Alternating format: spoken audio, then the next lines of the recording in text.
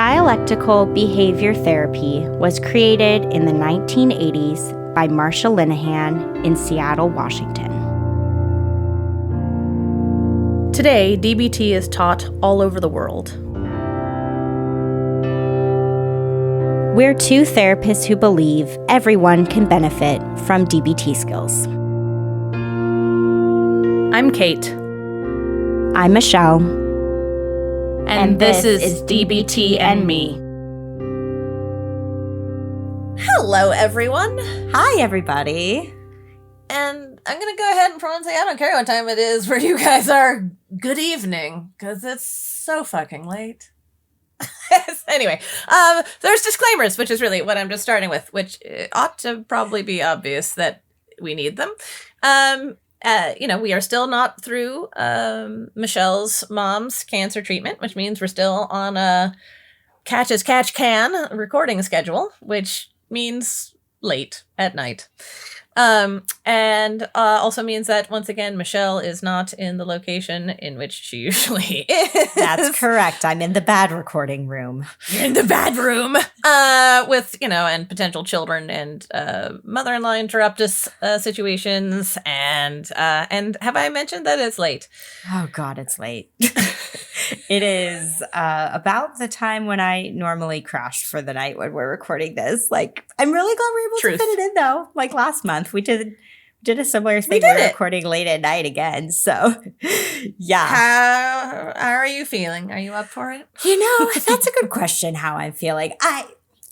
I'm doing okay. It's been a long, busy day. I saw clients this morning, then, came home, did the grocery shopping, went to dinner with the family, just got the kids down for bed about an hour past their bedtime. But, one of the things I know we mentioned to our listeners for the first time last month was that we were introduced to, and I was trying out. I know, right? You gave it a brief go, Kate, and quickly realized, this isn't quite going to work for me how it might work for other people. But I've continued, I only really use it on my work days, but I've continued using the Magic Mind shot that we talked about last month. Oh, yeah. Green tea stuff. Yeah. And it's been working for me still, where I take it on my lunch break and it tends to get me through the rest of the day. And so coming into recording, at a time where if life were normal, we would not ever be wanting to record this late at night. Normally, this is the time of night where I start to really notice myself okay, I've reached my limit. I'm done. But I did use some today on my lunch, and I actually feel pretty okay, in this moment as we're recording, because I really do think that it's working for me how it's meant to work, which is that it is giving me more energy and it is giving me more focus, and it's helping me get through the really busy days and not be just completely done at the end of the night.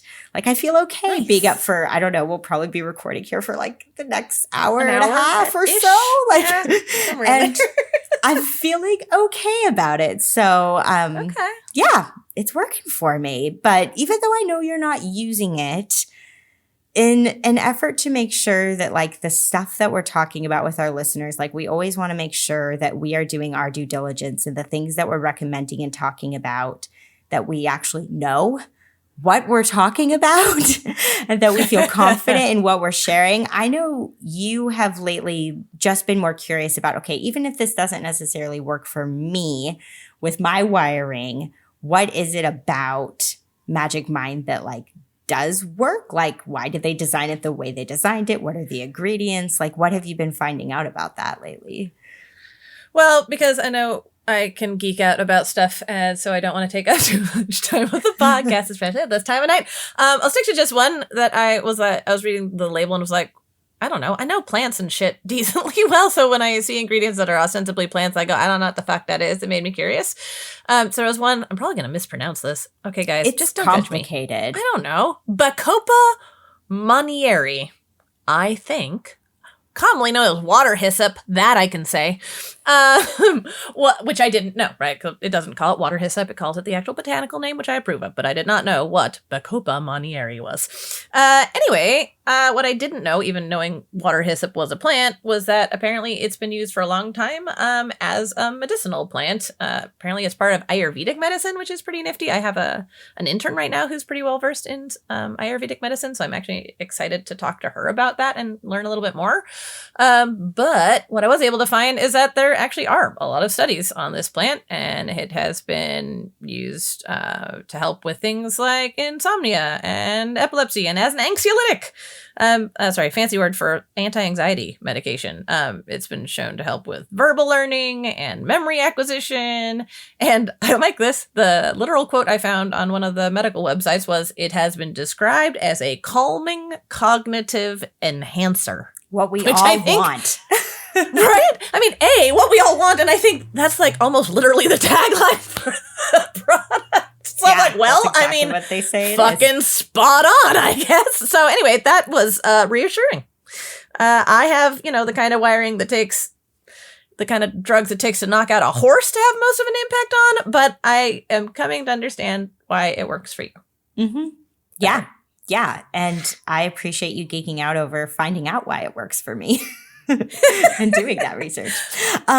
So before we get on with the rest of the episode, we'll mention it real briefly here. If you're at all interested in trying this out, we want to save you guys money where we can. So we have a code you get to use. So if you go on Magic Mind's website, magicmind.com, and if you say magicmind.com/DBTMAR20, that's DBTMAR 20, you get 20% off if you do a one-time purchase, and you get 48% off if you want to start a subscription so you can just have it coming to you on a regular basis. Okay. Let's talk about what we're talking about. In half a moment. Also, I lost my Adderall like a week and a half ago, so sorry, guys. I know. But, oh my God, I should be having them right now. Maybe it would help you. Maybe. Who knows? Without the Adderall. I don't know. Anyway, sorry. See, you guys? could try some tomorrow. See what happens. I might. And the better part was, in all of that, I forgot the thing I was going to interrupt myself with saying. So that's the cutest thing ever. My poor brain is so shot tonight. If I think of it, guys, I'll get there. Oh, that was it. Magic Mind. Okay, I'm sorry. I'm so sorry. And maybe they're listening and mad at us for this, but I'm too funny. Does it make you think of Magic Mike, the fucking movies? Just a little bit, Michelle? Every time.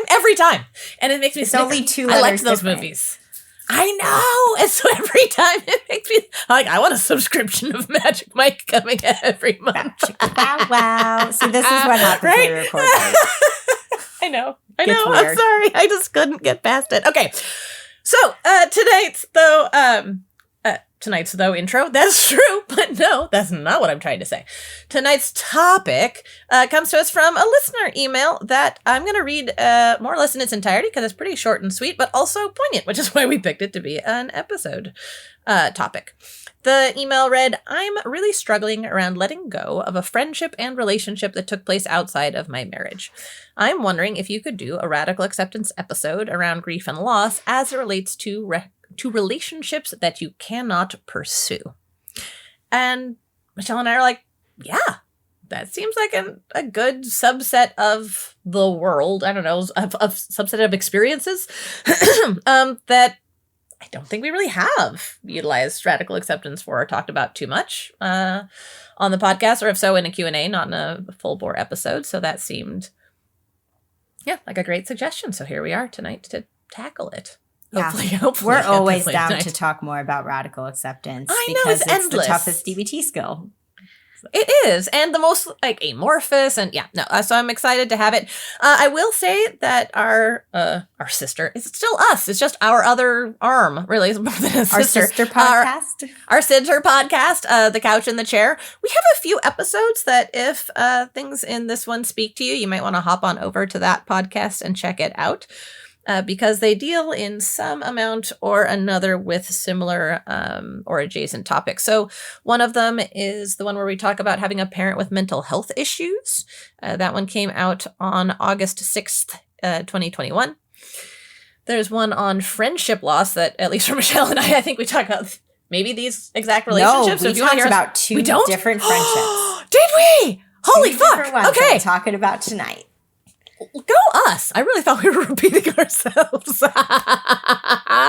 Well then, even more astoundingly great than I thought it was. And that one came out on September 17th, 2021. And then we have a whole episode on ending relationships amicably, which admittedly is about ending romantic relationships, but Yes. still a form of letting go of something you can't pursue any longer. So adjacent, but connected. So right before we jump into promotions, there we go, Michelle, I did want to say, though, just to tuck away for later, I don't know if either one of us have personal experience in this one, so it would definitely have to be DBT and not couch in the chair. But you and I both focused on relationships here that weren't like toxic to us. And in rereading this person's email, I wonder if it was more about like, I realized I can't pursue this because it's been unhealthy for me. Mm-hmm. Which, while I love what we say in here, feels like a different flavor yet again. Yeah, no, that's a good point. Like the listener does say, as it relates to relationships that you cannot pursue. Yeah, right? Which sounds maybe like a toxic relationship or something like that. Mm-hmm. Hadn't occurred to me until tonight and reading through our notes. So I'm just putting it out there because, hey, okay, somebody listening, email us with that idea. That it'd be, we do radical acceptance about leaving some form of toxic relationship specifically, because I think that has its own nuanced flavor, and I in zero trust for my own brain remembering it outside of this moment. So Yeah. that. No, it's true. There could be, within the realm of relationships, there's so many different Yeah. types of relationships, so many different, different feels to what the relationship is. So That feels complicated. technical terms tonight. Sorry. So technical. Anyway, but before I get to the technicalities of our promotion tonight, you're going to talk a little bit about how it's changing. Yep. So up until this point, Kate and I have realized, which on the one hand is really awesome, and on the other hand, right, because dialectics has made it more complicated, we've just become aware that the way we do promotion, we want to talk about all the things. And over time, that list has grown. It started off with we want to promote our Patreon, our Etsy shop. And then it went to, now we have this other podcast we're promoting. Oh, no, it started with just the Facebook page, I think. Like Facebook and email and so many things. Time. Yeah, so many. Yeah, the promotion list has just gotten longer and longer. And while that's exciting, we had this idea come to us this last month, which is what if we revised what we're promoting in each episode to be that instead of listing out 5 or 6 different ways that you guys could support us, which is amazing if you want to do all of those. And we also know that's a lot and not realistic. What we're going to start doing beginning today is that every month in the monthly episode, when we talk about promotion, we are going to highlight and pick one way that we would love for you guys to promote us. Support us. That's what I meant to say. With what we are promoting to support us during that month. So the promotion bit is going to be getting a lot shorter. If we do get new patrons, we will always shout out new patrons as part of promotion. But we're just going to start picking one thing each month and really cycling through the different ways that you all can support the podcast. And Kate's going to be talking about, this is again why we realized that we're the list is getting way too long. We can't also add this on to the list too. But Kate's going to talk about a new thing we recently discovered that we'd love for you guys to do this month. Yeah, so I was in actually a session with a client of mine, and I wanted to recommend an episode of the podcast, but I didn't know the date or the number or anything, so I was going to go look for it on Spotify. And when I loaded Spotify, it of course just loads to the most recent episode being top, and that was, I guess, a Q&A, I think at the time. And when it loaded, I saw that there was a comment on it. And I was like, wait, what? You can comment on Spotify things? Right? I know. This probably makes us sound so old. I don't know. But, yeah, so I would love to invite everyone to comment and rate us on Spotify. I guess I knew you could rate things on Spotify. I don't know how often we have that over specific 200 ask. ratings on Spotify, which is pretty awesome. That is awesome. And I know you've had a few comments, right? Because you actually went and combed through. So surprise us, leave more, and especially moving forward, from this day henceforth, if you wanted to leave comments on and rate our ongoing episodes, if you're listening to us on Spotify, we would love for you to do that.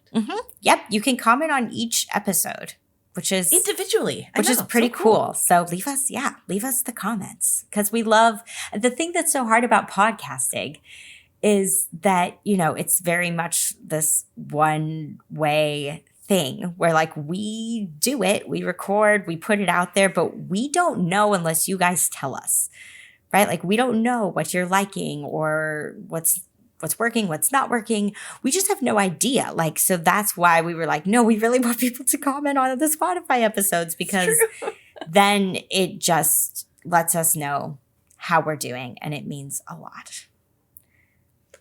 Well, Okay. Do you with that want to launch into the super cheerful topic of relationships you can no longer pursue and how to radically accept that? Yeah, radical acceptance around relationships. Yes, I will start us off. I will also mention how we're structuring this episode. So basically, I'm going to talk about a relationship that I've lost where I've had to, use some radical acceptance. Then Kate is going to do the same with a relationship that she's lost. And I think, Kate, what will be interesting with yours is because I do think you did talk about this in what episode? I think it was maybe our actual like radical acceptance part 2 or like turning the mind or something. But the loss for you was so much more fresh. Yeah, that's fair. Than it is now. So I think it will be really interesting to hear you talk about this relationship loss again and like where you're at with it now, because radical acceptance is ongoing work. I'm really excited to hear where you're at now with it. And then after we each do a little bit of personal sharing, we're just going to have kind of a discussion at the end where we're each going to share in general some things that we recommend or just like reflections that we have about how you can specifically apply radical acceptance to relationship loss, because it's a niche area of what to radically accept. So I'll get started. I don't think I'm going to, I don't know. I always debate about saying people's names on the podcast. Sometimes I do. Sometimes I don't. Oh, that's fair. I would never be able to keep track of a pseudonym, so I would just fuck it up. Yeah, I don't think I'm going to say her name, but I don't think I'll give her a pseudonym either. Okay. So the friendship loss that I'm going to be talking about, and again, I think it's interesting talking about friendship loss instead of like the stereotypical like romantic relationship breakup loss. Both I think are challenging in their own right for their own reasons. For me, friendship loss like catches me by surprise in general, because once I'm friends with somebody, like I view it as you're going to be my friend for life. Like, sure, we may have times where we are really in each other's lives or times where we go long periods of time without seeing each other or talking, but like we will always be friends. So to have friendships end, it's really challenging. So the friend I'm going to be talking about, I graduated from high school, almost 20 years ago now. 18 years ago, I graduated from high school. That doesn't seem possible, but that's true. And this friend I met my freshman year of high school. I didn't really know anybody because I was coming from a small private school, and she befriended me. We both realized that we liked the same song. We had a couple different classes together, and we were really close friends all through high school. And once I graduated, she was actually the only friend from high school that I really stayed in touch with. A couple other friends is like we kind of tried, that year after graduating, but it just fizzled out when I went away to college 2 years after graduating. But not with this friend. We stayed really close. And sometimes, we'd go months without seeing each other, but we really were good at establishing like regular rituals of connection. Like, we had the same breakfast place we'd always go to and things like that. And she was just a friend who was always really calming, always really supportive, open to lending a listening ear. We had things in common, where it was just easy to spend time together because we both naturally wanted to go to the same places and do the same things. And we had times throughout our friendship where geographically we were not very close. There was a period of time where she moved to another state. And I worried about like, well, what does this mean for our friendship? What if I don't see you for a very long time? But we actually made the switch while she was out of state to doing phone calls every single week. And those phone calls, we would talk on the phone for like an hour and a half, 2 hours, just taking turns sharing about our lives. And I looked forward to those calls every week. And I loved how close we got, even though physically we were pretty far apart. I went to visit her out of state once while she was there. I just knew like that she was just this constant in my life, no matter how much time passed without us physically seeing each other, and that it was a friendship that we were both willing and open to putting in equal effort. And that meant a lot to me. Because I have had friendships. I talk about a friendship specifically in the Couch of the Chair episode about friendship loss. Oh, that's right. I remember now who you talk about there. Yeah, okay. That was a different friend where the effort was never equal. I was always giving more than that friend was giving to me, but not so here. We were both really invested. And because we'd known each other for so long, we'd seen each other through like a lot of different relationships and a lot of different seasons of our lives, going from like freshman year of high school up until when our friendship ended, which was actually pretty much exactly, oh gosh, let me think.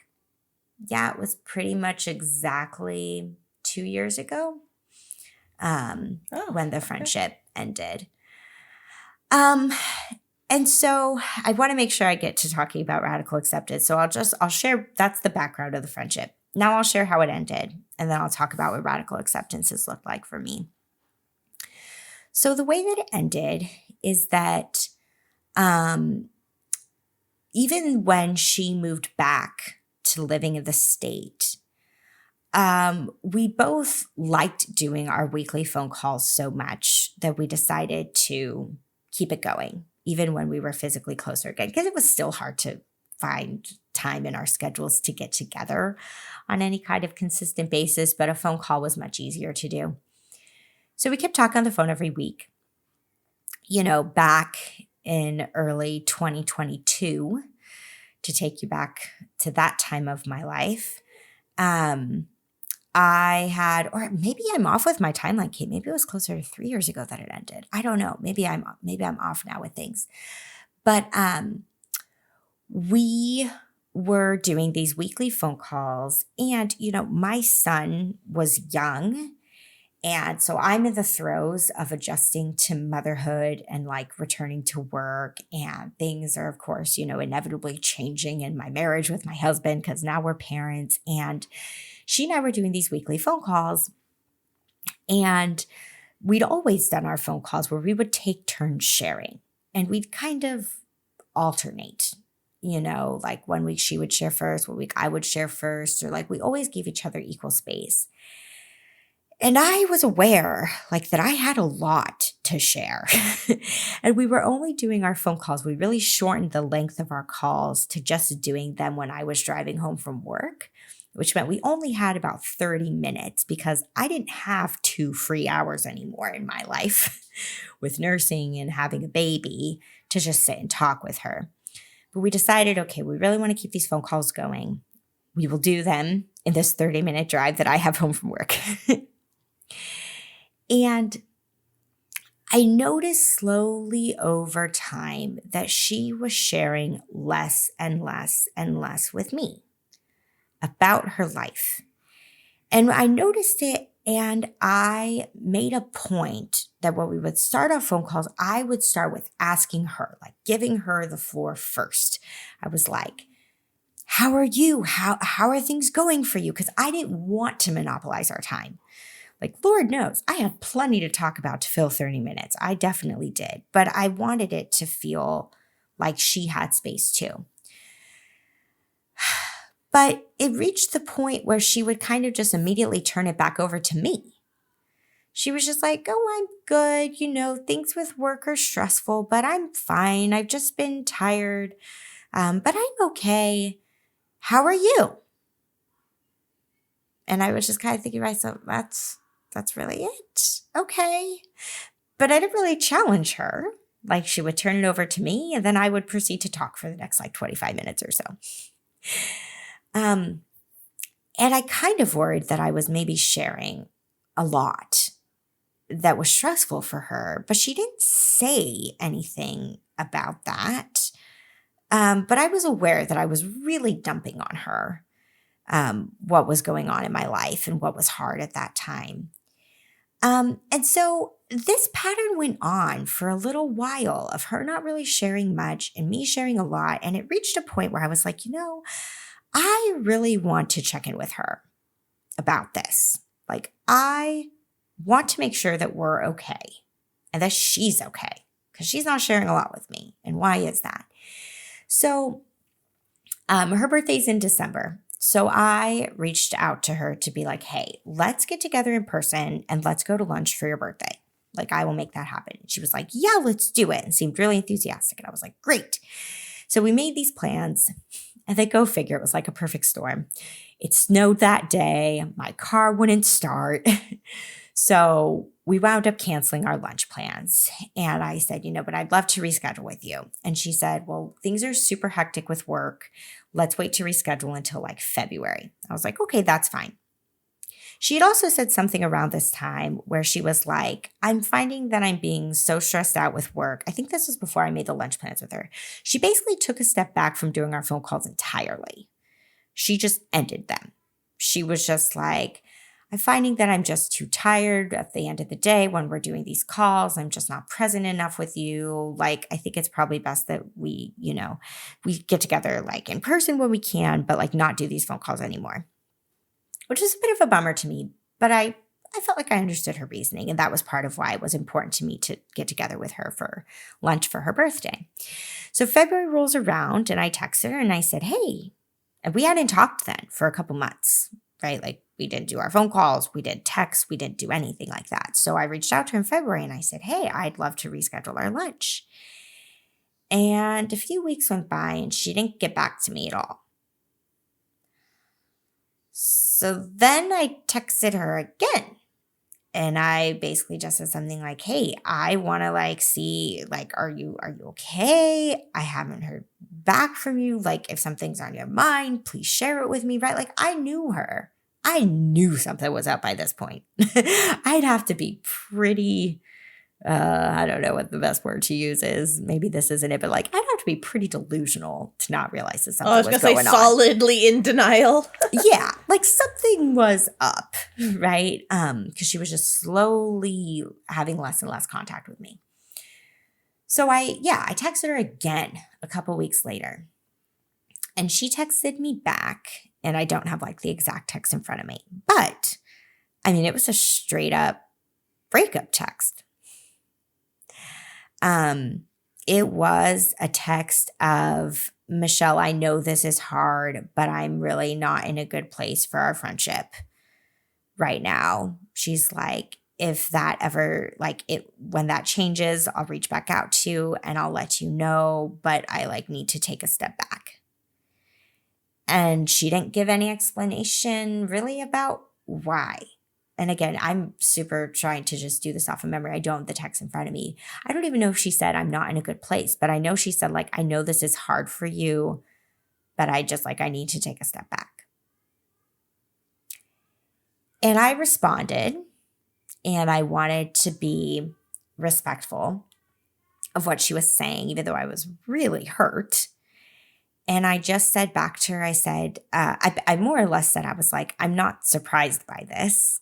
I know something's been going on for a while with the way things have changed in our communication for the last few months now. I'm here whenever you're ready. I still want to be friends with you, and I'm definitely open to hearing if you're willing to share, like, what changed for you. I said something like that, and she never responded to that text. So that was like March. This must have been 3 years ago. No, this is right though. This is 2023 because we tried to get together, I think, for her birthday, December 2022. I think is how it played out. So yes, this was March 2023 when she ended things. So I didn't talk to her after that. And then her birthday came around December 2023. And I was really on the fence about whether or not to send her a birthday text. What she had said was, I want to take a step back from like our friendship. Maybe I'm weird. I didn't interpret it as, Michelle, don't you dare ever speak to me again. I didn't interpret it that way. I interpreted it as, I'm not in a place to get together with you. I'm not in a place to do phone calls with you, but like, I don't hate you. I just I'm not in a place where I feel like I can be in regular contact. So I debated about texting her on her birthday. Mind you, we have always called or texted each other on our birthdays. When she did not reach out to me on Mother's Day, when she did not reach out to me on my birthday, which is in June, that also really let me know, she's done. Because at first I thought she might come back within 3 months. 3 to 6 months, I was like, she'll reach back out to me and be like, hey, I'm good now. Let's get together and talk about things. And that didn't happen. So I texted her on her birthday, December 2023. And I just said, happy birthday. I'm thinking of you today and I hope that you're well. That was all I said. Now, mind you, my life had changed a lot by December 2023. I was pregnant with my daughter. I was about to move.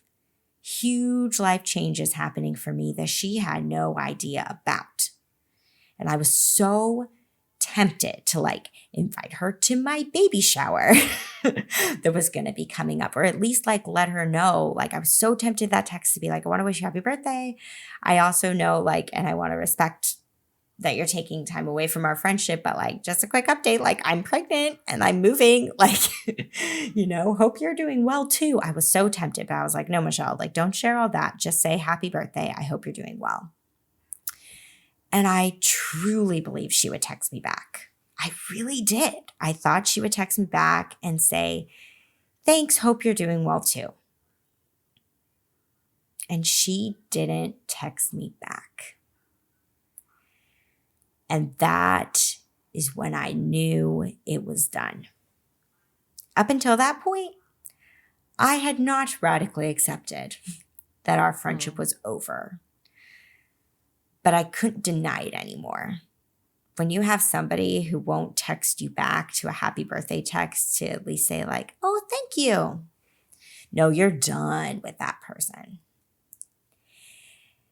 And I think of her often. And I've been so tempted to reach out to her in other ways. I've been tempted many times to send her an email, trying to get some clarity of why she ended our friendship. What happened? Because I don't know. I don't have answers. I've been tempted to try to reach out to her mom. She lived with her mom for quite some time. I think actually she was still living with her mom at the time that our friendship ended. I have her mom's address. I could write her a letter, at her mom's address to be please talk to me. And every time I think about these things, I'm Michelle, no. But my brain goes there. because it feels so unfinished and I don't have closure.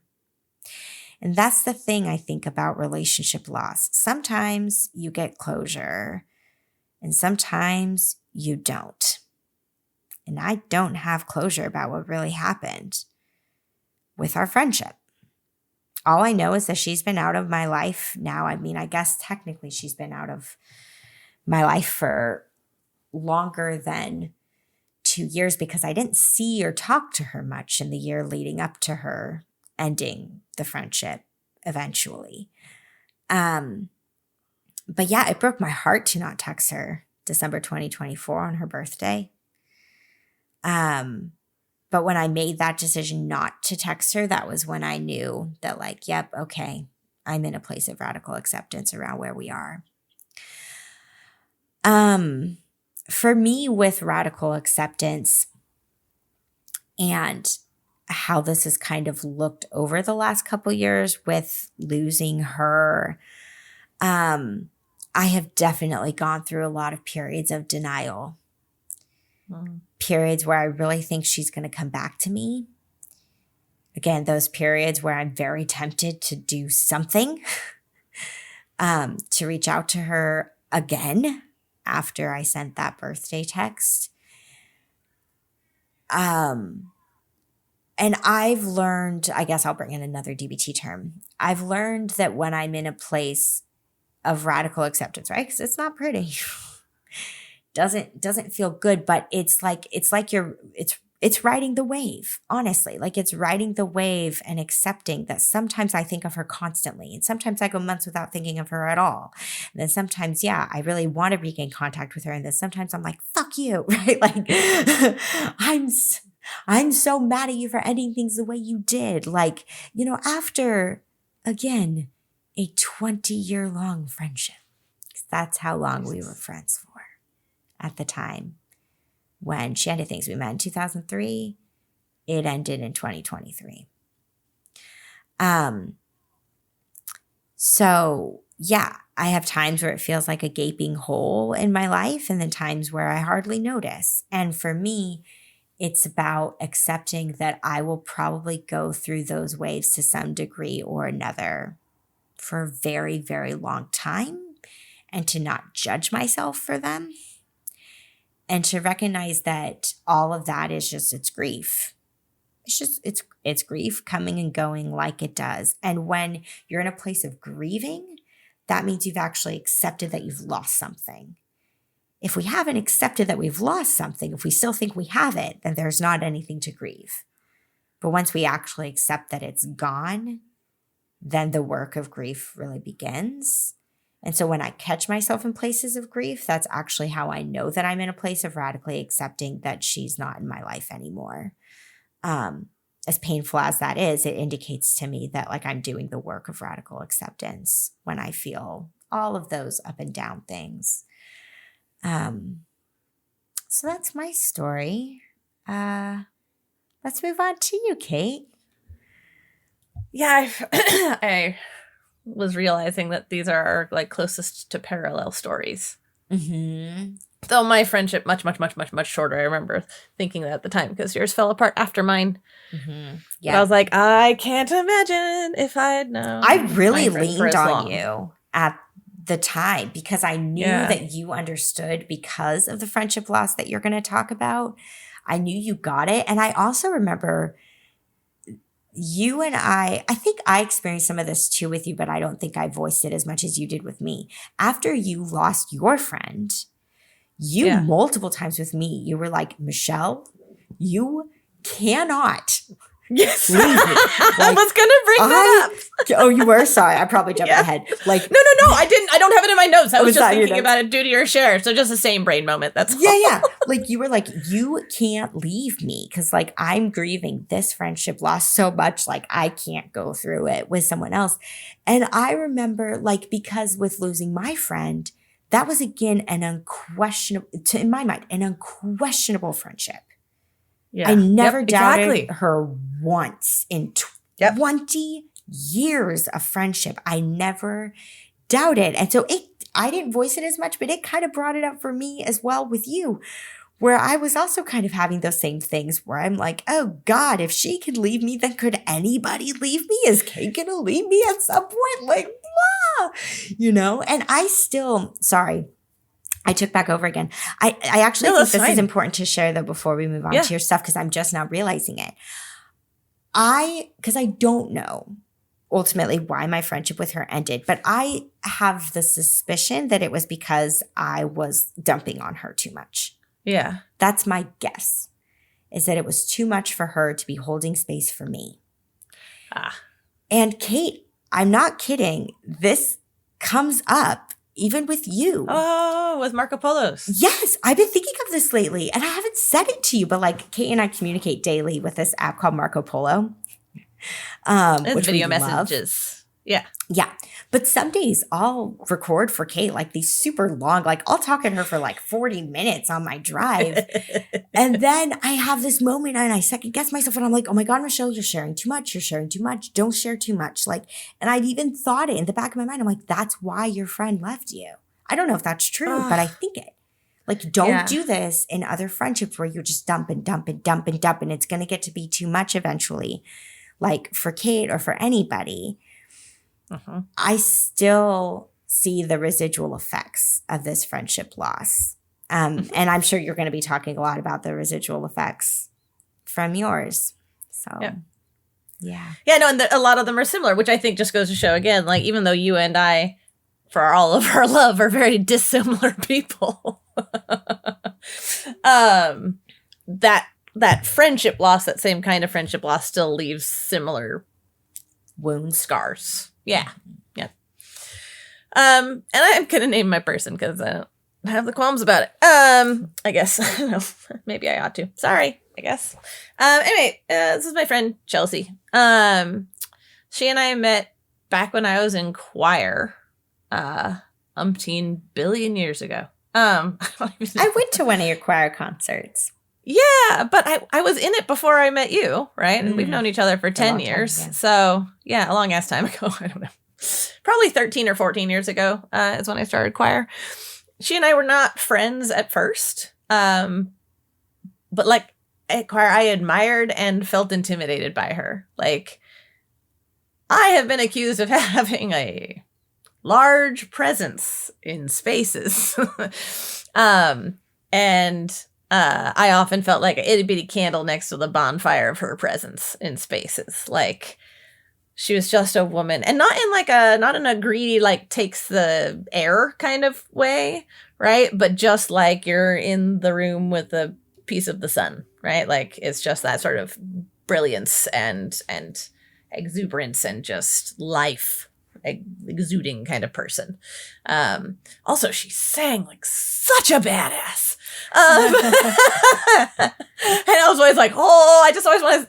I'm a fearless follower in choir. I can sing very well, but if you put me next to someone who's not singing right, I will sing the not right with them. If you put me next to someone who's singing correctly, I will sing the correctly with them. I have that problem. So singing next to her was so fucking fun.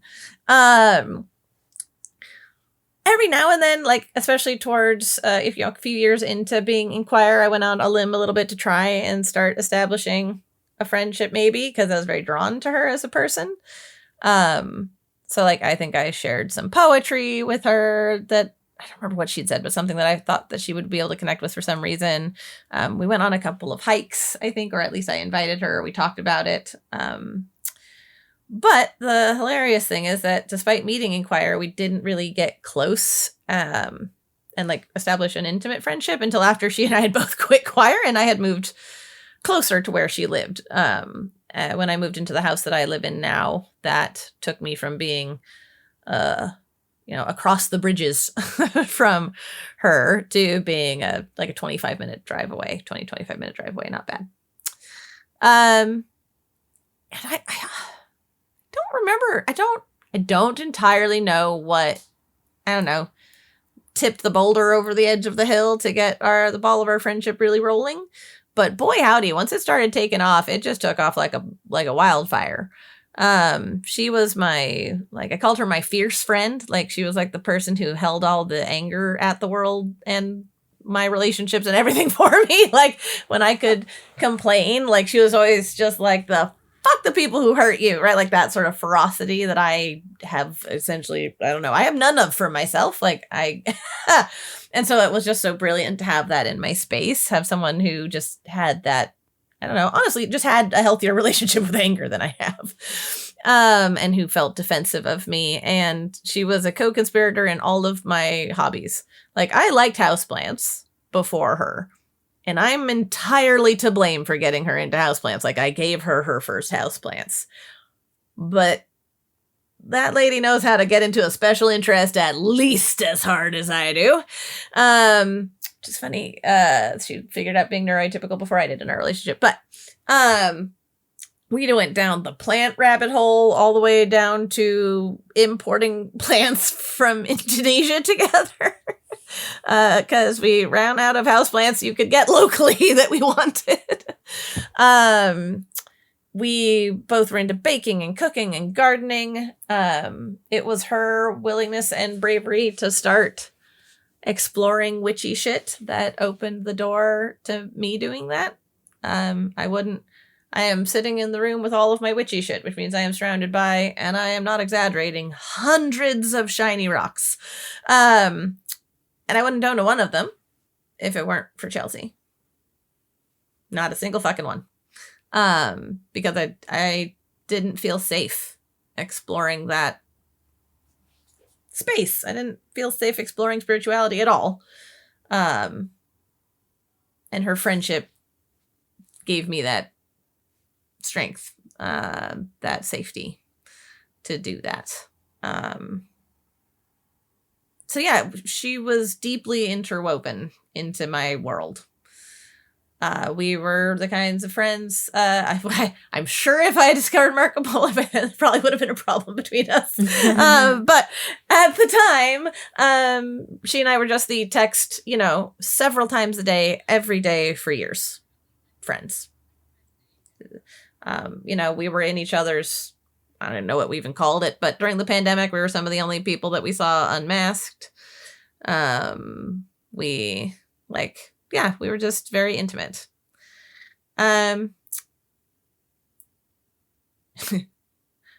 I think, had more of a clue than I did towards the ends of yours, Michelle.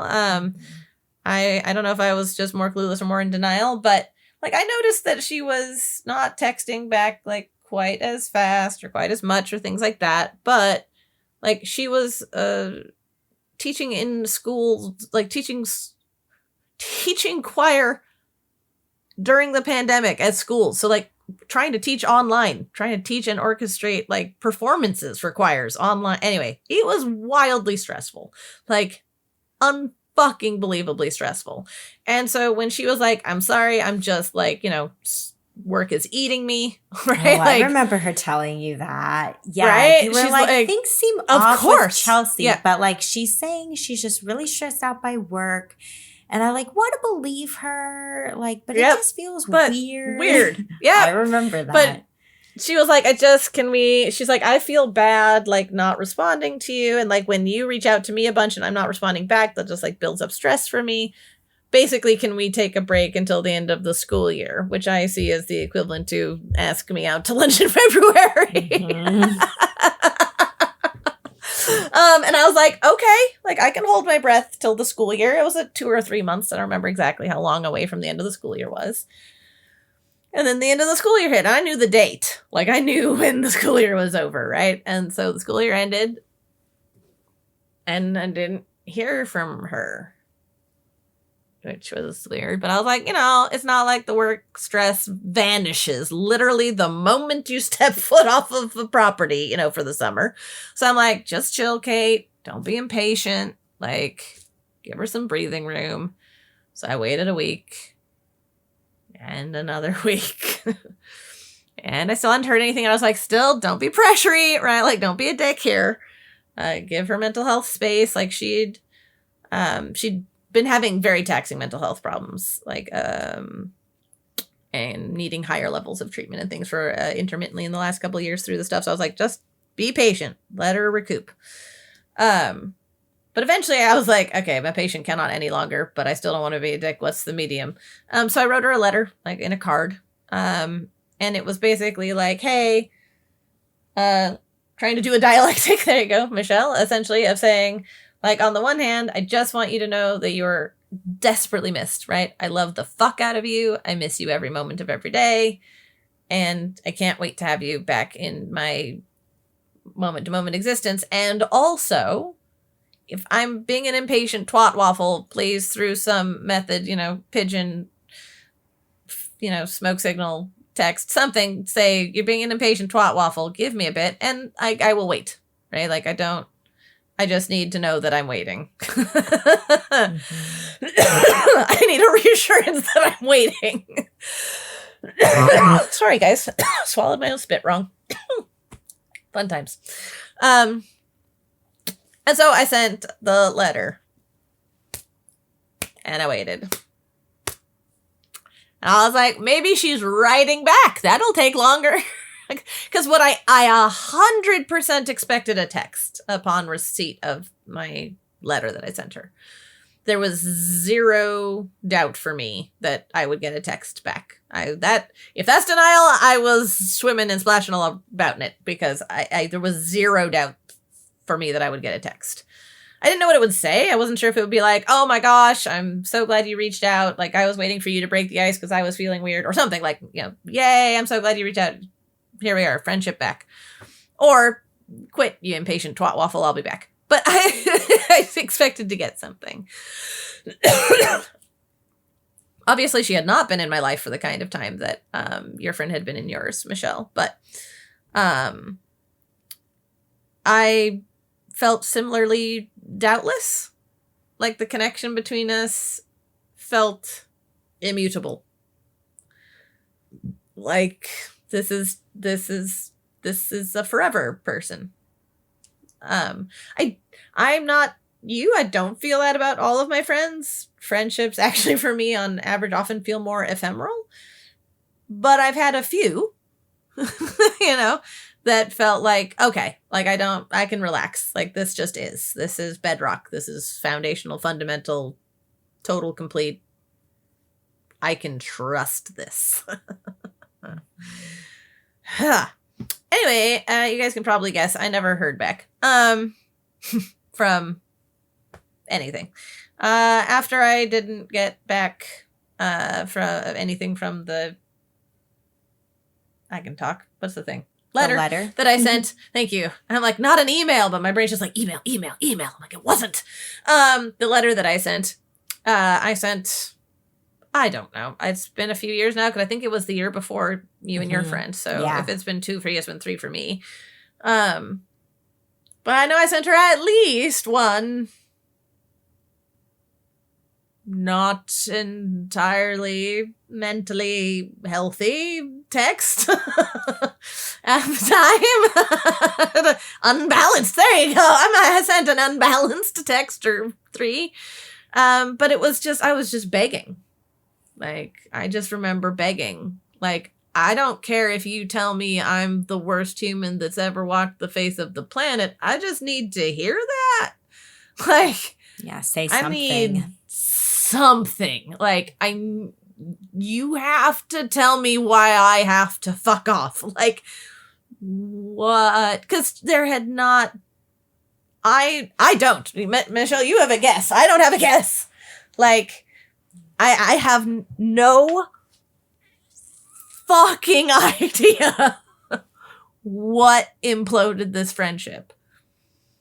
And I did not tolerate that well. I'd have grieved hard if she'd have dumped me, even as clearly as yours dumped you. But even if she'd read me the riot act on one side and down the other, and I knew exactly why, like, I'd have grieved hard. But that not knowing, like, oh, fuck, did that fuck with me. I got super tempted into, as though I do not still have the impulses. I do. They're just less frequent.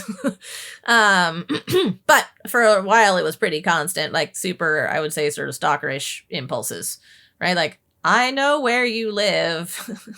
Mhm. I can go there. I can hand deliver gifts. I can tape notes to her door. I can stand there and just not fucking go away until she fucking explains herself to me. Like, my brain, and it wasn't even, like, part of it was, I don't know, I couldn't even get to the what have I done-ness very much. My whole brain was just like, I can't conceive of a world in which the person I knew her to be could treat another person this way. Like, the person I took Chelsea to be could not have ghosted her best friend. Like, that would have been outside of her moral structure. And so I was just like, I don't understand. Like, I fundamentally do not understand what has happened here.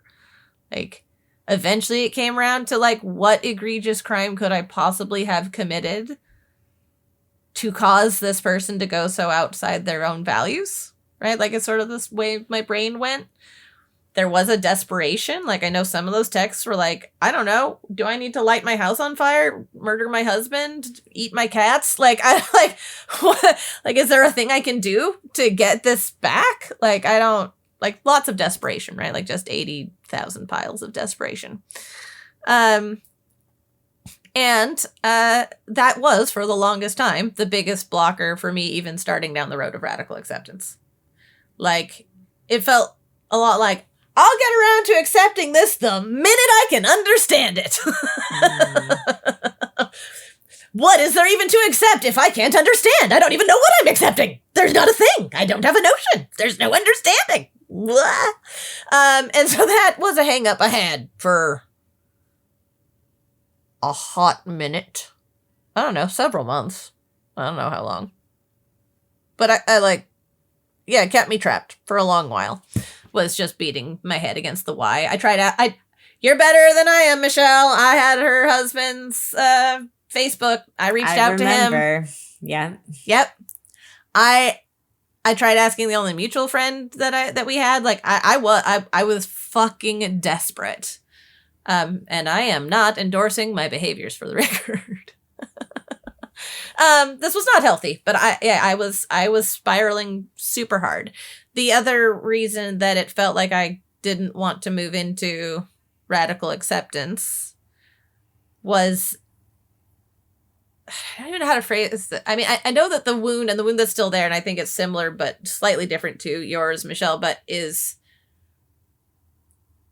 if this person can do this, then I have so fundamentally misjudged who they are as a human being. How can I ever connect again? Like, how can I trust my own assessment of new people enough to connect to them? Because if I can be this wrong, like, it's not, but it felt like I learned my husband was a serial killer. Like, I'm sorry, what? Like, I can't be trusted. I can't trust me. It didn't go to I can't trust other people. That's not how my brain works. I don't externalize much. So this wasn't other people are untrustworthy, therefore I can't connect to other people. No, it was I'm fundamentally untrustworthy, and so I can't risk connecting to other people because I will make bad choices. I will misassess. This was really doubled down by the loss of my wife. My ex-wife, just a couple years before that, I had felt very similarly. I had known to the core of my bones that she and I were getting old together. I loved my husband. I've loved both of my husbands. I have never had as much certainty about any man in my life as I did about my ex-wife and about Chelsea.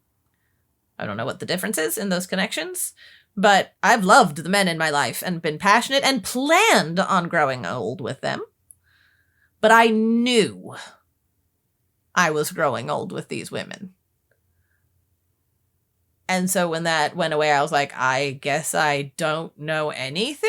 Ha ha ha ha. How do I people? How do I the world if I so fundamentally cannot trust myself if I can be this wrong? And so anyway, it was bad, guys. So, what did it actually look like eventually to start moving into radical acceptance? Okay, dirty confession. I don't know. I don't know. I don't think I'm all the way there, guys. I'm 3 years in. I'm not there. I'm not. I'm closer. Good job, me. But this isn't even like the grief about my fucking like sterility. That's the thing I say I do fully achieve and then lose and then achieve and then lose and then achieve and then lose and then achieve and then lose and then achieve and then lose. Like it's more cyclical. I just haven't gone there. I have not reached radical acceptance. I haven't had your moment. I didn't text her at her birthday moment. I haven't had that. I still want to reach out to her on her birthday. Wanted to this year. It just passed. We're yeah, I still I don't know. I'm still hung up on the why. I try not to be, right? And the closer I get, like I don't know, I don't know anything about flying planes, but I know there's the maneuver where you sort of land and then take back off again, and you do that rinse and repeat. I'd say that's like the closest I've gotten to radical acceptance, or it's like touch and goes maybe with this one. Well, I'm skipping a part to my reflections and suggestions. Stop that, Kate. Stay in this part for now. So yeah, radical acceptance, or the path as far as I've made it down towards radical acceptance, looks like resisting those temptations, right? Working on really grounding myself in the facts and trying not to read into things where I don't have the needed information, right? So yeah, I don't know why, right? And really reminding myself, as horrifyingly frustrating and painful as it is, that no, I don't know why. Also, as much as I like to make it about me, because that feels safer, because if it's about me, then maybe it's something I can impact or change or do something about. My therapist helps me with this a lot. Remind me that, maybe, Kate, it has literally abso-fucking-lutely nothing to do with you. And I'm like, no. I'm being willful. In some ways, that's worse. Exactly. In some ways, that's worse. Right. So it looks like resisting doing the creepy things. It looks like reminding myself of what I don't know, and trying to be more okay with that. And of course, like Michelle said, it's a lot about grieving, right? And that's part of what I resist, right? Like, if I can stay stuck in the why, I don't have to give in to the grief. But like, yeah, I'll go times without thinking about her, but I have that stupid fucking time hop app, which 99% of the time I love, and then it shows me pictures of her and I together, and I get all fucked off about it. There've been devastating consequences to the loss. Like, I know this may not sound like much. I probably still have 50 to 75 plants or something like that in the house, which is more than most people own in their lifetimes. But that's died. I mean this in the most sincere fashion. Died off from a collection of over 250. Because I didn't know how to take care of my plants without my plant friend. Like, I just lost so much interest. I have fallen off of most of my witchy practices, and I've only started to come back to them in the last few months, and that's hit or miss. Like, the scars are all over the place still. Like, I still haven't, you and I's connection, thank you, Jesus, has deepened considerably over the time since losing that friendship. Yeah. But I would still struggle to trust myself enough to connect with someone new, romantically or friendship-wise. At this point, I'm still not healed enough in my own. I still can't answer the how the fuck could I be this wrong about this person. Mm-hmm. Even if I wasn't, that's the thing I get stuck on, right? Part of me is like, maybe you weren't wrong. Like, I can't accept a dialectic there yet, right? I'm still really working on this one, guys. I maybe ought to have picked one I was further along with. Or maybe this is a good example, right? We're not perfect either. Yeah, I'm still struggling, but those are the places where I've made the most progress, or where I make the most progress as I continue to churn on it, is in trying to remind myself that there is a dialectic here. It doesn't have to mean that I was that wrong about her as a person, right? I'm the one making that mean that. I don't have enough information to even tell that story. So, yeah. I could talk forever. I'm going to shut up now and move it on to you. Well, I think like as we move into the next part of the episode where we're just going to have a discussion around like reflections and thoughts and suggestions for, excuse me, for radical acceptance and how to, get closer to it, I suppose. And as I kick this off, I think building off of what you were just saying, Kate, where you're just like, I'm not here, guys. Yep. Like, here we are. We're doing an episode about radical acceptance, and I haven't found it really yet with her. I think when we think about, radical acceptance, what are we accepting? Like, there is this element of, I think, how you're talking about it and how I was honestly talking about it too, which is accepting like this person is out of my life and they're not coming back. Oh, sure. There's that part of acceptance. But there's also the acceptance of like ourselves, our emotional responses to thinking about them. Like we can accept ourselves and how we're reacting and feeling, even if it's really hard to accept the situation.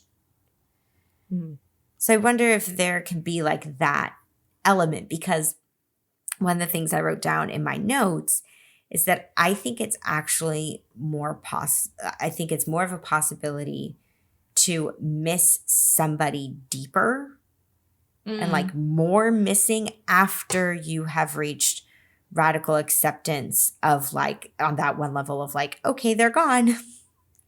Then it's like I miss them more because I know they're not coming back.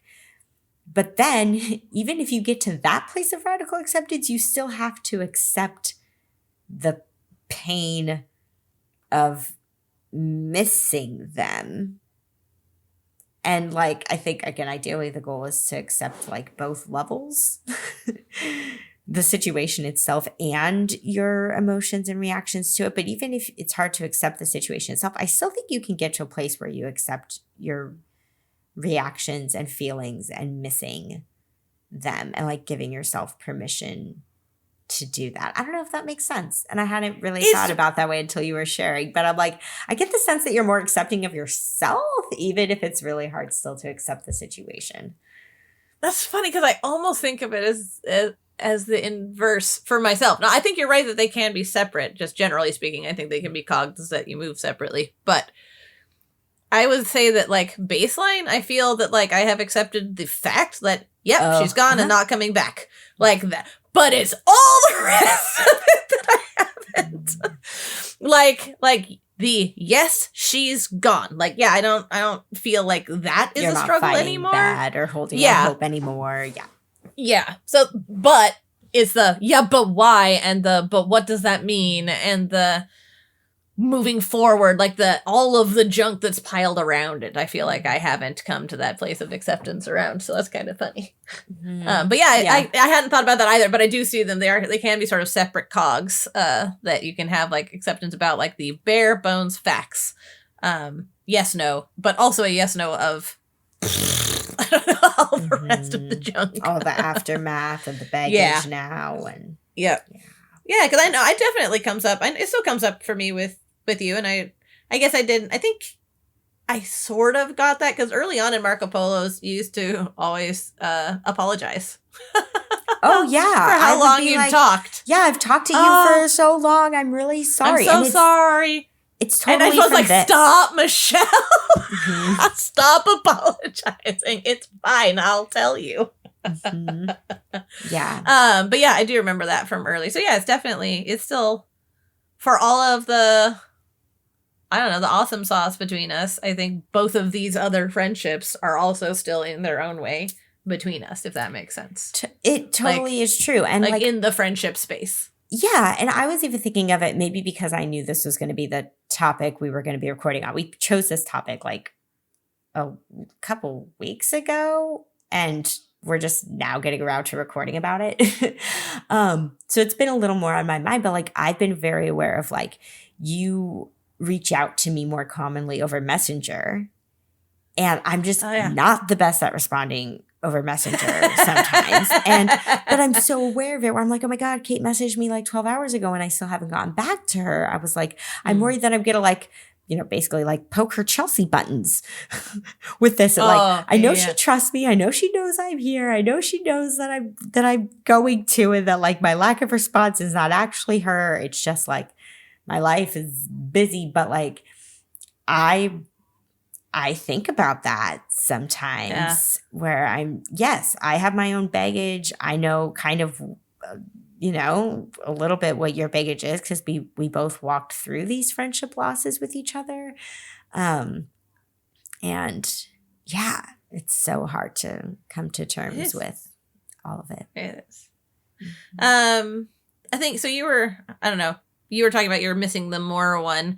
I think that, I don't know, similarly-ish in flavor is that I just wanted to remind folks that I don't know, radical acceptance doesn't require being calm, right?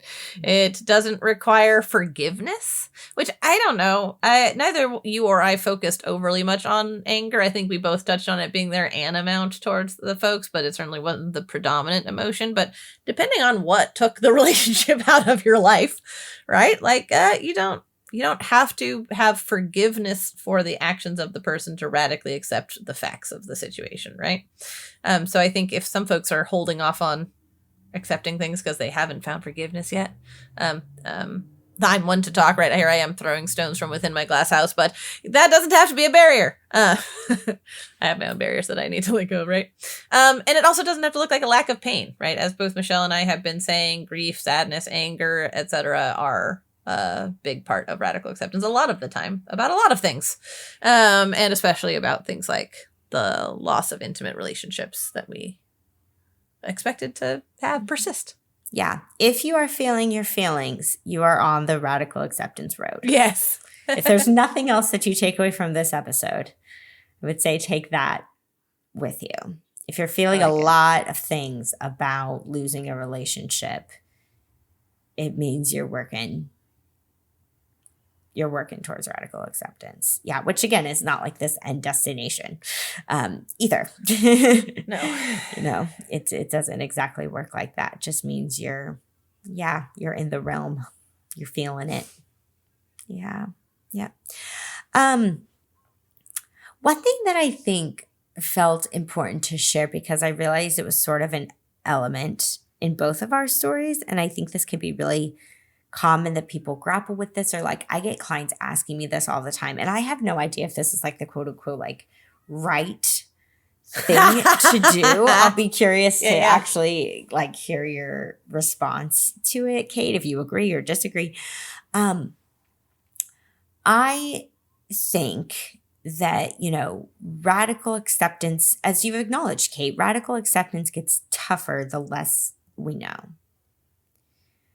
The more we know, like if somebody is really clear with us, if they're like, I don't want to be your friend anymore, and this is why, like, does that suck and hurt? Absolutely. And also, you know what it is, even if it's really painful. But I think especially in situations like what Kate and I are describing, where, there's ghosting going on. There's just this like reduction over time in the relationship space, that it is okay to give it, and this is important, one try after the person has indicated that they're done. Now, we talked through this a little bit, right? My try was sending my friend that happy birthday text. Kate's try was sending the letter. And I think we both kind of knew somewhere within us after we did those tries that if we did anything more, even if our brains took us to crazy places of what we could do, no, don't keep pushing. I did some of them, but yes. You did? Did you show Well, I mean, I said some. Oh, well, no, that's just true. the You reached out to the husband. Just a bunch. The texts and the reaching out to the husband. I did a couple of the crazy things. You're right. Maybe for you it was Sorry, like I the know final crazy is thing a hard the term for husband. folks. The stuff that was not appropriate. Yeah. That's true. You did keep persisting. And probably with every time, I mean, tell me if I'm right or wrong. But Oh, no, every time it just absolutely. got more and more Yes. painful, though, right? Yes, it did. I would have felt better if I'd stopped at the letter. That's a truth. Both like about myself and I just would have had less pain. Both things would have been true. So yeah, super don't endorse the way the things I did. No, you're right. I'm definitely just overlooking. have to own that it is how it went. So, and I try and be real honest with you guys. Yeah, and it's kind of an illustration of why only one time should be the guideline. Because anything more than that, the more you try and the more you don't receive answers or get rejected, the harder and harder it gets, right? Yeah. That's when you cross the line from, we've talked about this before at various points on the podcast, right? That's where you cross the line from pain to suffering. Yeah. Is when you keep trying. But I do think it is okay to try once. I do think that that's okay. So if you're listening to this and you've already done your one try with No more. no more. If you have a relationship that you have lost and you have tried once to recontact that person to say, hey, can you tell me something, anything? Does this have any chance of us reconciling and continuing? If you've done it one time, you've checked that box because you got your answer, right? The person either was like, yeah, okay, we'll give it another shot. Or they told you no. And no can mean nothing. Nothing is an answer. Unfortunately, it's a hard answer to accept, but it is an answer when you don't get any answer.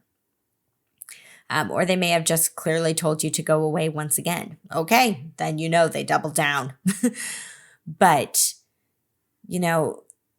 doing that one extra try, again, don't be too extreme in how you try. But trying once can sometimes be that little push over the edge that you need to actually reach radical acceptance, and can be worth it to feel within yourself like, okay, I did do all that I could. And now I really do have to let go. So I don't know. I don't know what your thoughts are. Okay. I mean, you shared some, right? Where you're like, I tried. I realized I really tried more than once and it didn't benefit me. But do you think it's okay for people to try one more time within reason? That is a good question. Also, It probably depends, take right? screenshots of Jin Yes, right now I because know. he is You're ridiculous. scratching his ears. Well, and he's like reaching out with his paw, and he looks ridiculous, guys. I just want you to know he's an entitled freak of a cat. Yes, you are. Yes, you are entitled.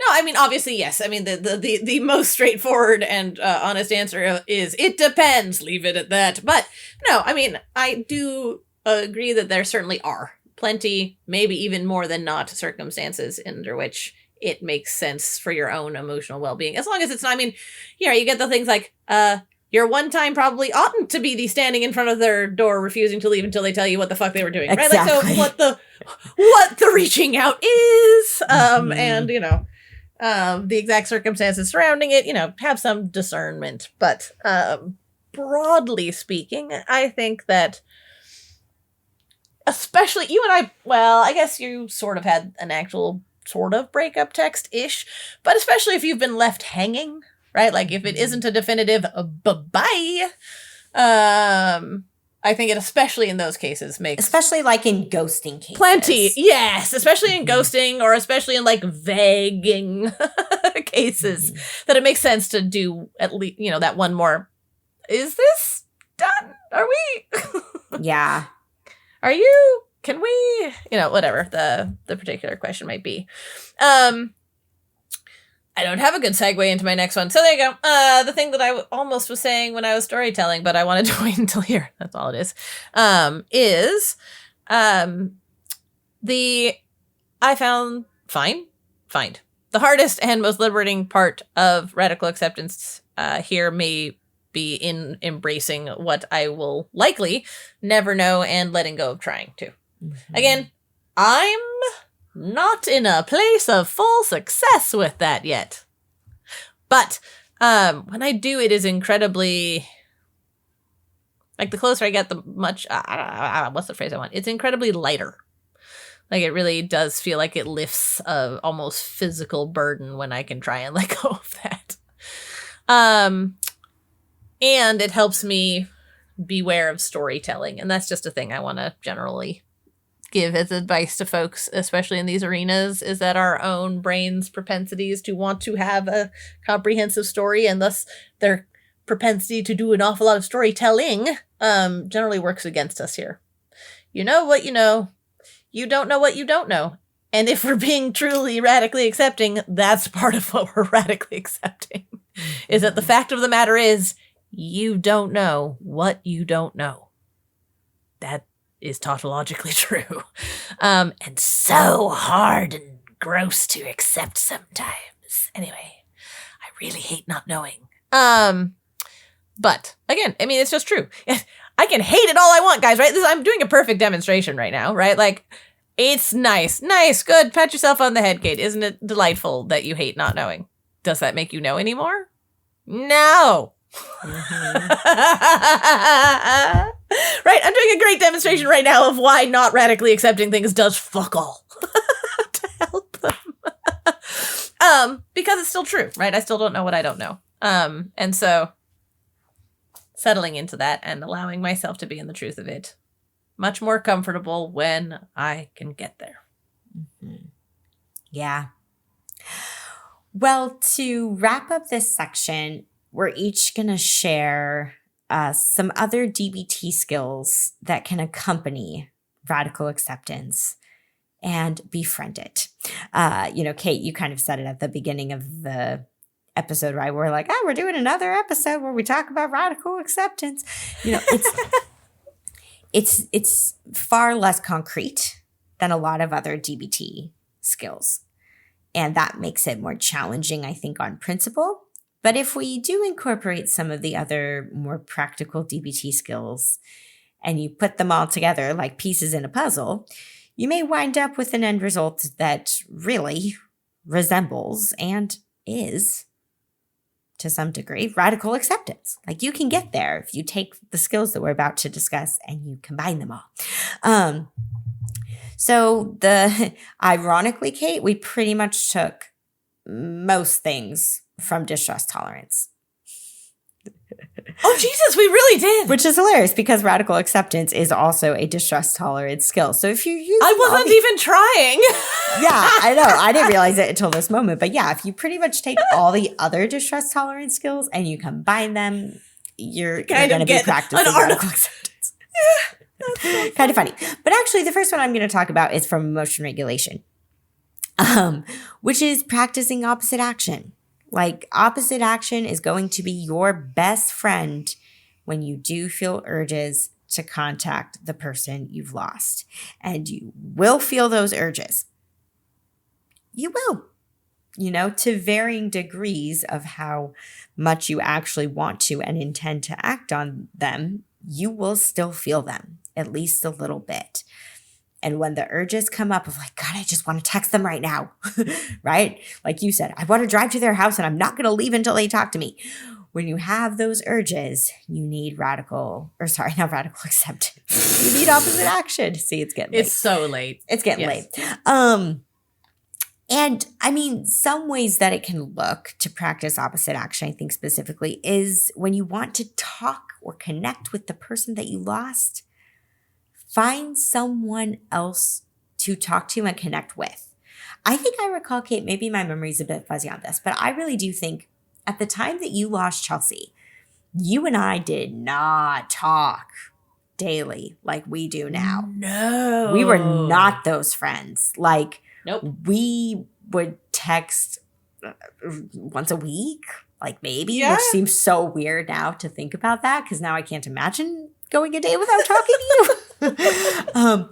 But I do remember you, I think, reaching out to me and being like, Michelle, I'm going to need to text you more right now. I hope that's okay because I just lost my daily texting friend and I'm noticing a hole in my life. In my existence. Can you please help me with that? And I was like, sure, you know. So find somebody else that you can talk to if you can. I know for some people you're not going to have anybody else. But if you do, or again, if you can lean on a couple different people, talking to anybody else when you want to talk to the person that you lost can help. The other way you can practice opposite action is to really create physical distance. One way that could look is that if you're really wanting to call or text them, you need to go put your phone in another room. Go put it in another room. Walk away from it. If you are wanting to drive by their house and you are out and about and you are near their house, go the long way home. Like, I've had to do that. Yeah, it's hard. It's really hard. Opposite action is very difficult to do. You have to, like you've said before, Kate, like the Nike thing, right? You gotta just do it. You've got to just force yourself to be like, okay, this is going to feel weird and awkward, but I'm going to go against the grain of what my brain is telling me to do right now. One thing that might make it a little easier to also be practicing opposite action, so here's the distress tolerance skill that I'm going to be sharing, is use accepts. Use accepts while you're doing opposite action. Pair them together, right? If you're like, okay, all I want to do right now is pick up the phone and call them. Okay, but I'm going to step away from my phone. But then it kind of begs the question of like, but then what? ... What am I doing as I'm stepping away from my phone? Okay, I can do some things from accepts while I wait for this urge to pass. So the two I think go together pretty nicely, accepts and opposite action. So those are the main skills I thought of. But you have a couple to share too, Kate. I do. And it's funny because if I try hard, many of the ones in my two can go together too. That's funny. Yeah. No, it's a good point. They are also friends. Right? It's true. So the first one is da-da-da-da-da-da. Everyone is surprised. Self-soothing. But honestly, right? Like, be so tender with yourselves. This sucks so hard. The more you can do to ground yourself in the moment, right? Because a lot of these flights of fancy are not about being in the moment. They're, I'm going to go do this, or I wish we still did that. Like, they are future or past tripping and not actually being present. So self-soothing both, like, helps you be present to the moment because you're engaging your senses, and, you know, it's in the name. It is soothing to yourself. Also, Jin is in the room and, like, hitting the table and stuff, and I'm sorry, guys, but I don't have the patience to wait him out today. So, yeah, self-soothing. So much self-soothing. All the self-soothing forever. Wrap yourself in blankets. Cover yourself in essential oils. Be sad. Be sad and snuggled with yourself. And also improve, which is funny because also I like accepts better and you like improve better. What are we doing with That's the swap true. skills? I hadn't thought about that. But yeah, for me, I think improve was just a little bit more well suited here because of the oftentimes the internal nature of many of them. And so, like, while you're self-soothing, you can also be using that to be like one thing in the moment or brief vacation. Right? You can be imagery if you're someone whose brain does that. Right? There's a lot of things you can do at the same time as self-soothing. Meaning making, right? Which is my favorite skill to come across myself and least favorite one for anybody to tell me to use. Actually, there you go, Michelle. Maybe that's a good challenge for me. Meaning really often is something that helps me move past things that are challenging. I started doing it almost immediately with like Rachel's death. I was like, look at how much better this is going to make me be with clients who are grieving now that I have actually understood the grief of losing someone to death. Like I started pulling at meaning very quickly with that. And I haven't leaned on that at all here. So that's interesting. Maybe that's something worth exploring moving forward, is if I can utilize meaning in particular to help myself mosey on a little closer to radical acceptance. Sorry, I'm using in the moments, guys. Oh my God, so many M's. Anyway, it's really fucking late. We're not quite at the sun will come up today, but too close. It's 11 p.m. I'll just say it. 04, it matters. No, this late it matters. So yeah, self-soothing and improve in combination and or in and of themselves, I think are both very valuable skills when it comes to helping usher ourselves through and take care of ourselves through radical acceptance. Mm-hmm. Yeah. Okay. I think we're ready to wrap things up. I think so. And if Jin interrupts the closing moment, I apologize in advance if it's not easily editable out. Yeah. Well, let me take up just a couple Moments. very brief last few. It'll be more than a couple seconds, but That's fair. Give a little gap between now and the closing moment.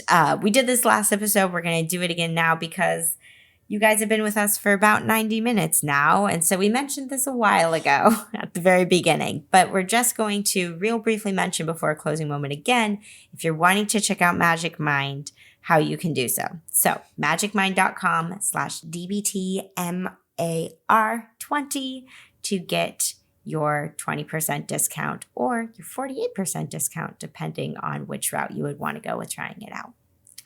So I'll sprinkle that in. And now turn it over to you, Kate, to take it home. I spaced out so hard there for half a second. I wasn't even trying to. I'm so sorry. I'm here. But you're like, you stopped talking. I was like, wait, Michelle, stop talking. I think that means you're like, wait, now, that brain. was pretty quick. Shoot. Okay, That was my pretty turn. quick. Shoot, exactly. All right. Whew. Closing moment. Here, Michelle, I'm going to, if you don't fall asleep, I will eat my socks. I bet Putting you the fall magic asleep. mind Let's to see. the test. How alert Oh, that's am I fair. still? All right. As per usual, start by just getting comfy. Sitting, standing, laying down, walking about, whatever feels good and right in your body right now. And if it's safe and you feel comfortable doing so, I invite you to go ahead and close your eyes. As per usual, we're going to start by just noticing our breath.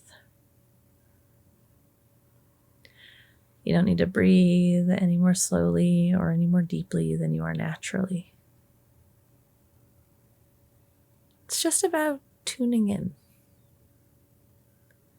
Just about focusing in on the rhythms and the sensations of your breath and letting them welcome you into your body and into the present moment.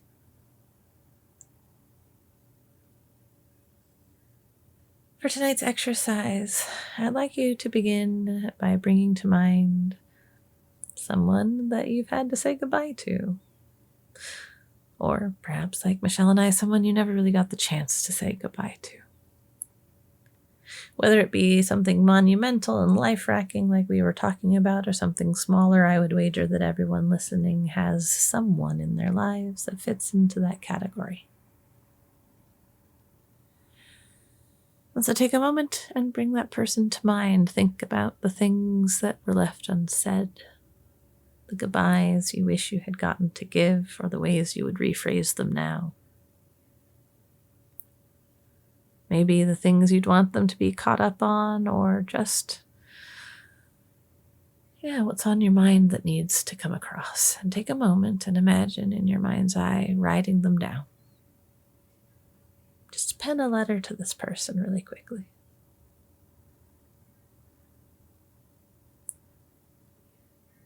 Trying, if you can, to be in touch with your wise mind. Honoring your whole self in whatever it is that you're communicating to this lost person.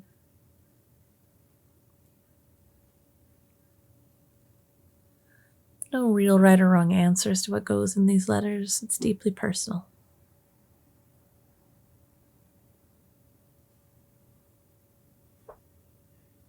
But this is a moment. This is a chance.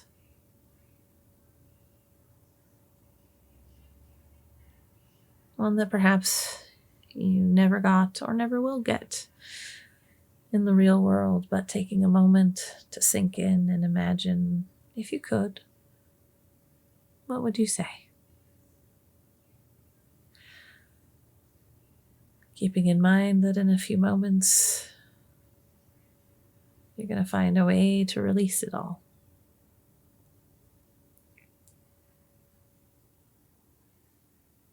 Because once you finish your letter, which perhaps you do now during the meditation, or perhaps you continue with this visualization after this ends. But once you're done, I want you to take the time and decide how you want to dispose of or release the letter. There are so many options. You could set it out on a lake or a river or an ocean. You could choose to burn it. You could choose to bury it in the earth with the seed to grow. Whatever feels good and right and appropriate to you, such that you can truly start to release and relinquish that relationship. And whatever it is you've been holding on to and not saying, either through choice or lack of opportunity. If you're able to do that now, when you do release or burn or bury the letter, take a moment to notice how that feels in your body. Maybe you don't notice anything and maybe you do, but take the moment to tune in. Just see what, if anything, you notice has changed in your body or your thoughts or your emotions over the course of this exercise.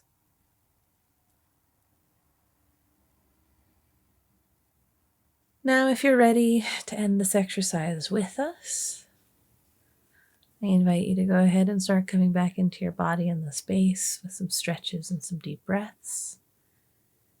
If you want to continue writing the letter and come to burial or burning it later, that's okay.